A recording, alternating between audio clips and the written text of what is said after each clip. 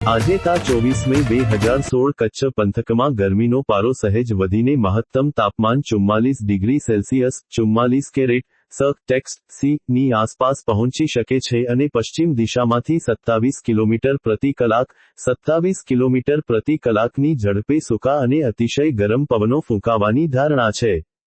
ગઈકાલ કરતાં પણ વાતાવરણ વધુ આકરું બનવા જઈ રહ્યું હોવાથી જમીનમાંથી બાષ્પીભવન ખૂબ જ ઝડપી થશે। ખેડૂત મિત્રોએ પિયત આયોજનમાં ખાસ ધ્યાન આપવું કે ઉનાળુ બાજરી જે હવે લણણીના આખરી તબક્કામાં છે તેમાં માત્ર હળવો ભેજ જાળવવા પૂરતું જ પાણી આપવું અને તે પણ રાત્રિના સમયે જ આપવું, કારણ કે દિવસના તેજ પવન અને કાળઝાળ ગરમીમાં પિયત આપવાથી પાક ઢળી પડવાનું જોખમ બમણું થઈ જાય છે। લણણી પૂરી થયેલા ખેતરોમાં અગાઉ જણાવ્યા મુજબ જમીનની ઊંડી ખેડ યથાવત રાખવી જેથી આગામી ચોમાસા માટે જમીન તૈયાર થાય અને હાનિકારક કીટકો સૂર્યના તાપથી નાશ પામે। બાગાયતી પાકોમાં ખાસ કરીને ખારેકના બગીચામાં ગરમીની નકારાત્મક અસર ટાળવા માટે મોડી સાંજે ડ્રીપ ઇરિગેશન દ્વારા પૂરતું પાણી આપવું।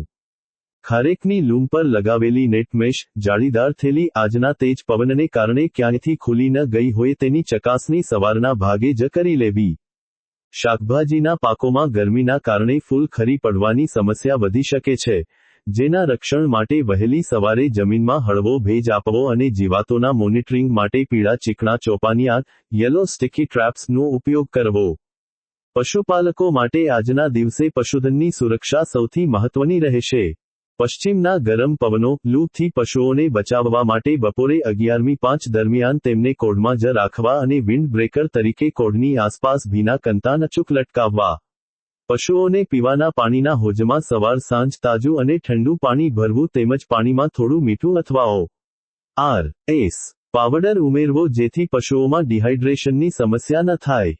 ખેતીકામ કરતા ભાઈઓએ પણ બપોરના આકરા તાપમાં ખુલ્લા ખેતરમાં કામ કરવાનું ટાળવું, સતત માથું સુતરાઉ કાપડથી ઢાંકી રાખવું અને લીંબુ પાણી કે ORSનું સેવન ચાલુ રાખવું।